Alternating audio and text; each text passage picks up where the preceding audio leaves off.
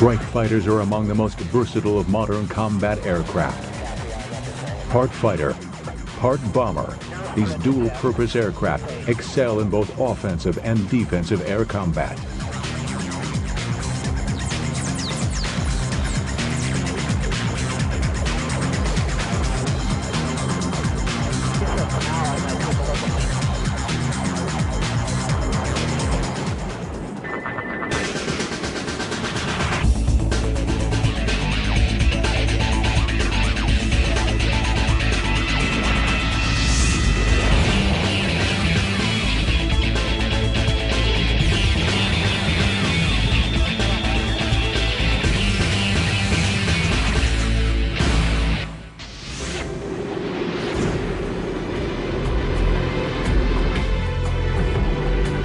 The single-seat fighter has dominated air combat since the earliest days of aerial warfare.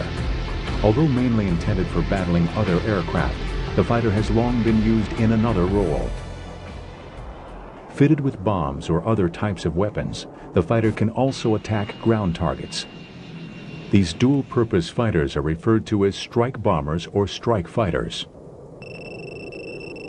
An example of this type of aircraft is the U.S. Navy's F/A-18 Hornet strike fighter,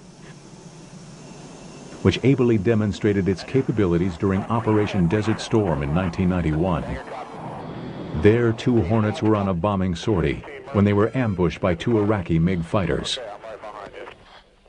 The Hornets instantly switched to dogfighting mode.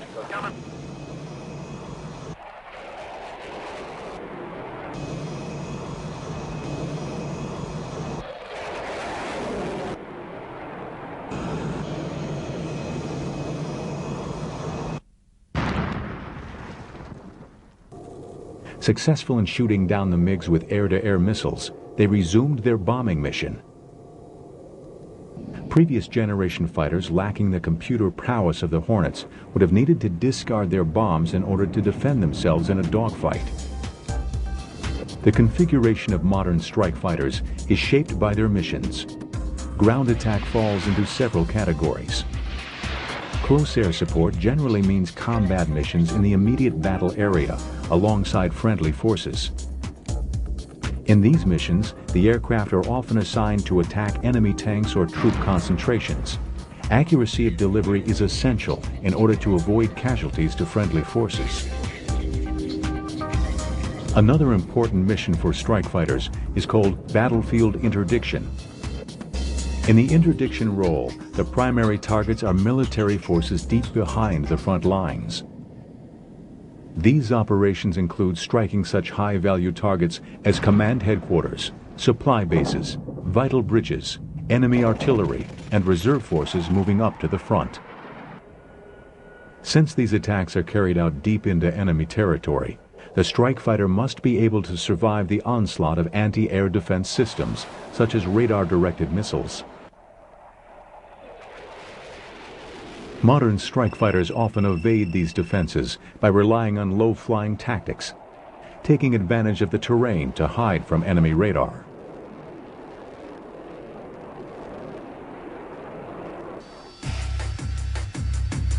The Harrier vertical takeoff jet is a unique variety of strike fighter. The Harrier was developed in Britain in the 1960s to fulfill a special requirement. In modern air wars, air bases are a prime target. If a runway is destroyed, then high-performance jet fighters are effectively grounded. The Harrier overcomes this dilemma with its vertical takeoff and landing capability known as VSTOL. Though it can launch and land like a conventional jet, its Rolls-Royce engine is specially configured so that it can be vented downwards, enabling the Harrier to take off and land vertically. A Harrier can operate from small clearings near the battle area, regardless of the conditions of local runways. The Falklands War in 1982 demonstrated the versatility of the Harrier.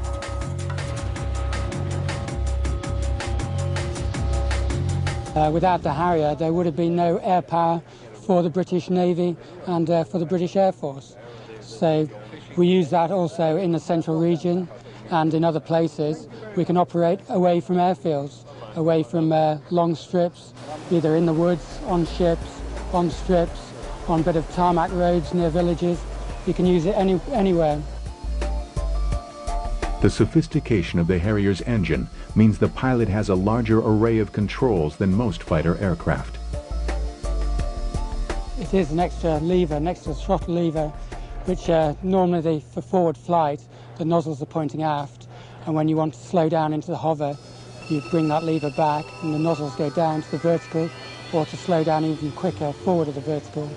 And then as you slow down and the wing loses lift, then you have to replace that with engine power. So you're bringing up the engine to high power settings to compensate for that loss of lift. So in effect, when you're in the hover, you're sitting on a column of air from the engine.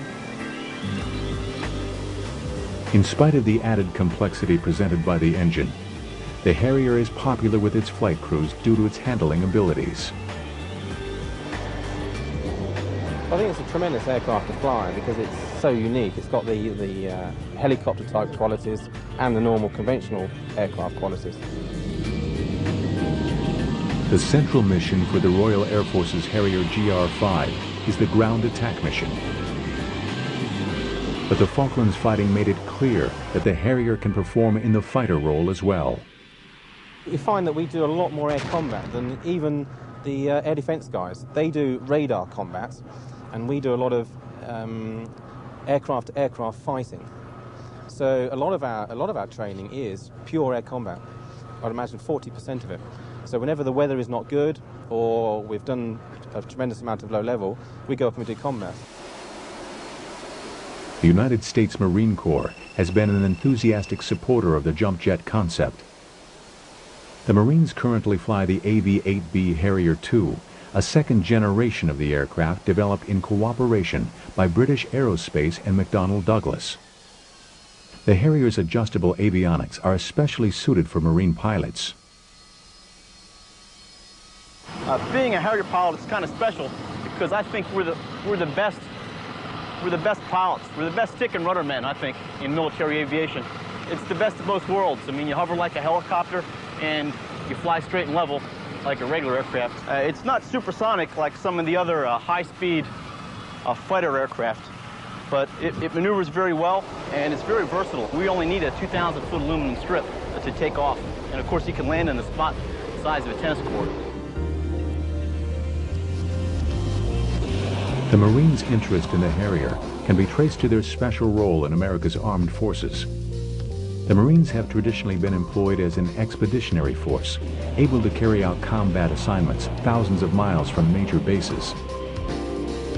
The Harrier is a complement to Marine operations, since it can operate from small Navy carriers. Once the Marines have secured a beachhead, the Harriers provide close air support from the shore itself. Although the Harrier is usually viewed as a close air support aircraft for Marine ground units, it is capable of carrying out deep attack missions as well.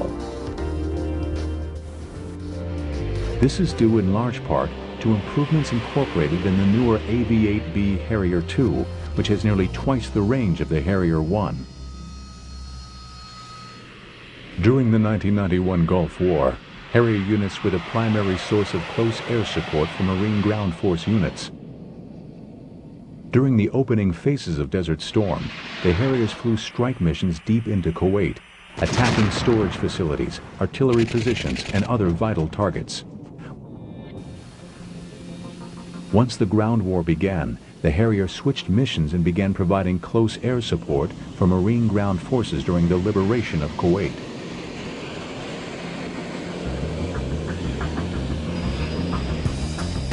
The A-10 Thunderbolt II, better known as the Warthog, is one of the oddest-looking strike aircraft in the world.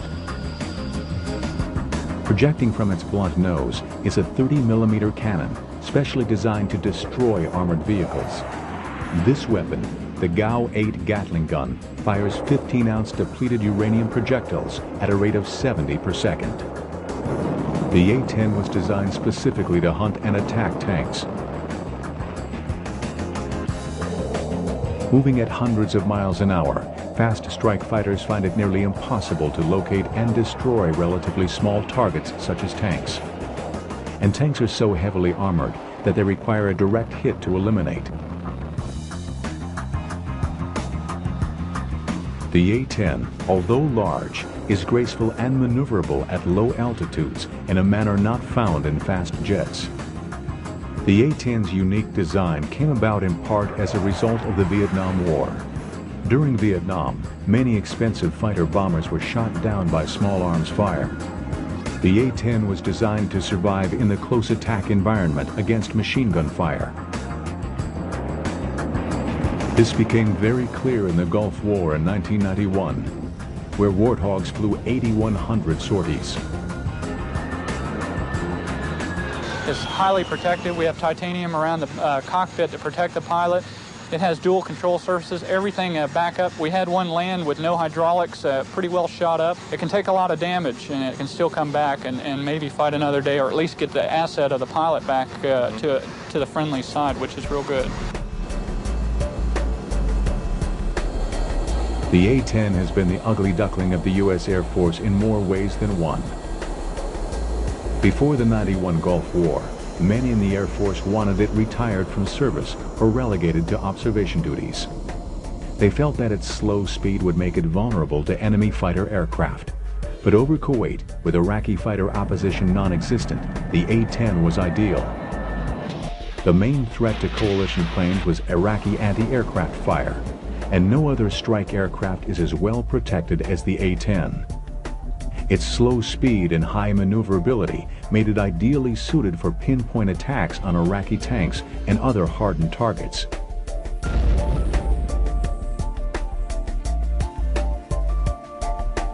One of the tactics resurrected during the Gulf War was the use of forward air control aircraft, such as Marine OV-10s. They would circle over an area and pick out targets for the oncoming A-10s. Having a forward air controller with binoculars there to confirm that and watch what we were doing really helped out. He was able to say, yeah, those are tanks in the revetments, versus us having to go down lower altitude to look before we shot. You don't want to shoot another tank that somebody else already had and wasted munitions, so that worked out real well. The A-10 can carry a wide variety of bombs, including both conventional and laser-guided bombs. A standard weapon of the A-10 is the Maverick missile. The Maverick can be launched miles away from its target, allowing the pilot to stay a safe distance from enemy anti-aircraft guns. As this test footage shows, the Maverick has a devastating effect on tanks.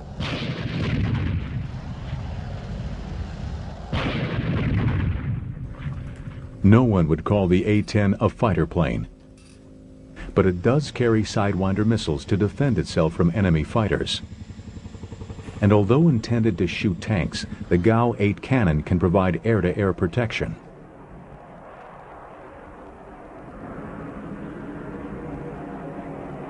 Although the A-10 was intended for short-distance engagements, it is fitted with a refueling receptacle on its nose, which allows it to be refueled in flight to extend its range. Looking good right here.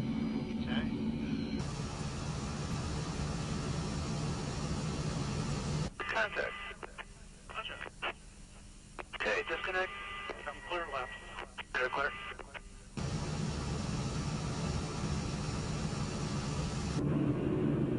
In combat against an opponent with a large fighter force, the A-10 would not be committed to deep attack missions. Yet once air superiority is established by other fighters, the A-10 can operate with relative impunity.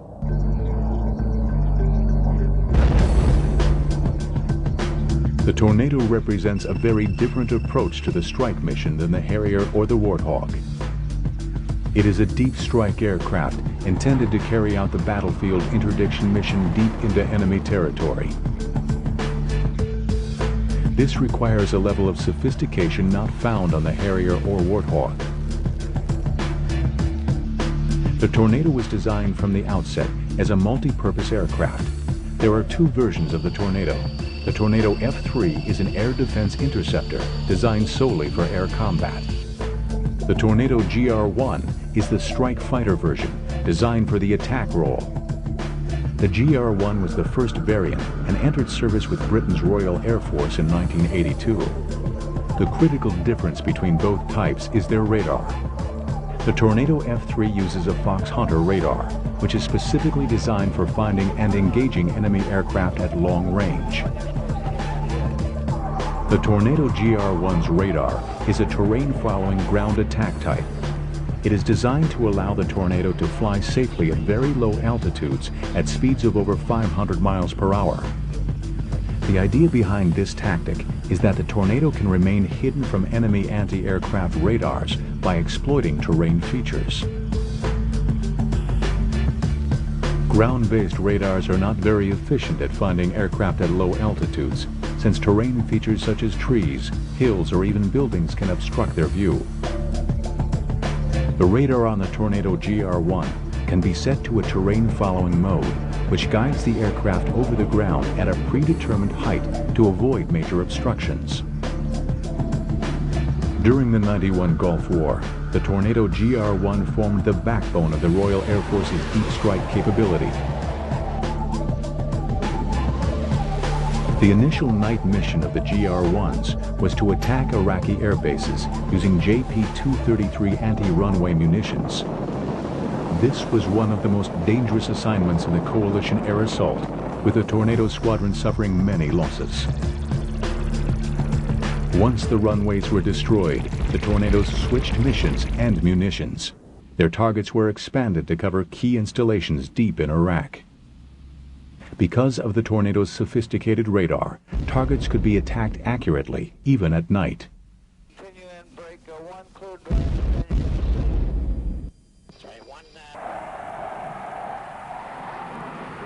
The munitions they used were tailored for their missions. Laser-guided bombs for pinpoint targets. Conventional unguided bombs for most other targets.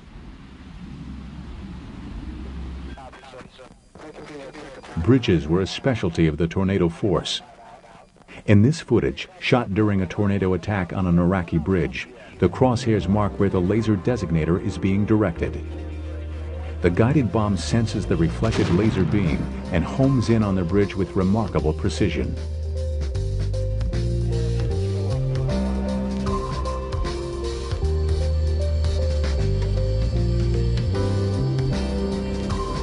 During the Gulf War, the Royal Saudi Air Force also flew the Tornado GR1 as its principal strike aircraft.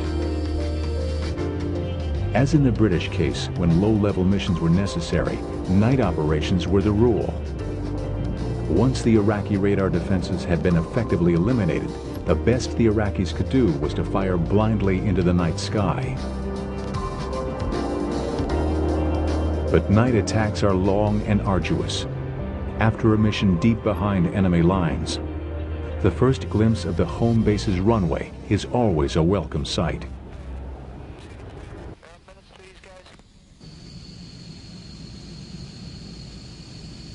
In 1998, the upgraded Tornado GR4 entered service. GR4s incorporate a variety of systems upgrades, including forward-looking infrared radar, a new heads-up display, and GPS-guided bombs.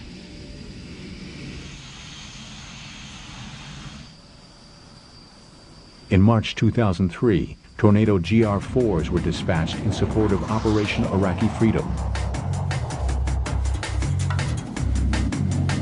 As capable as the versatile strike fighters are today, their designs are decades old, and eventually they will be replaced. In 1996, the U.S. Department of Defense began the replacement process with the initiation of the Joint Strike Fighter program, the aim of which was to replace all of these aircraft with a single design. Boeing and Lockheed Martin were selected to build aircraft that would meet specific requirements. Low-speed handling, such as that of the Warthog. Carrier approach to meet the Navy's requirements. Short takeoff and vertical landing with hover capability, like the Harrier. Boeing submitted the YF-32, which was designed to be powerful, lightweight, and extremely maneuverable. It would have a range and payload capacity greater than any of the planes it was designed to replace. It would also have faster acceleration and be more agile.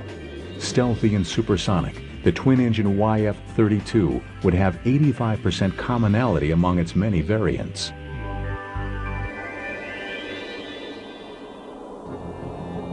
Despite the strengths of Boeing's YF-32, in 2001 the Pentagon awarded the largest military contract in history to its competitor, Lockheed Martin's YF-35. As much as $200 billion will go toward the Joint Strike Fighter program, now designated the F-35. More than 2,800 F-35s have been ordered, with delivery beginning in 2008. 3 variants will be produced to meet the different needs of the American Air Force, Navy, Marines, as well as the British Royal Air Force and Navy. The F-35A will replace the U.S. Air Force's F-16 Falcon and A-10 Warthog aircraft and will partner with the F-A-22 Raptor air superiority fighter. The F-35B will feature short takeoff and vertical landing to suit the needs of the U.S. Marine Corps, the Royal Air Force, and Royal Navy. This variant will replace the Harrier, the Sea Harrier, the F-A-18 Hornet, and the GR-7 Tornado.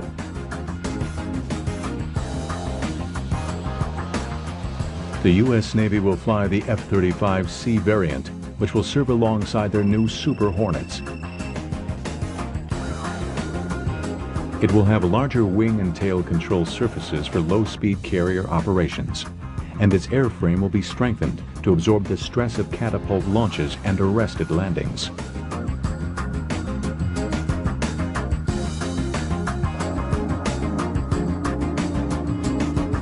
The radar-evading F-35 Joint Strike Fighter is expected to be the world's premier strike aircraft through 2040, providing air superiority second only to the F-A-22 Raptor.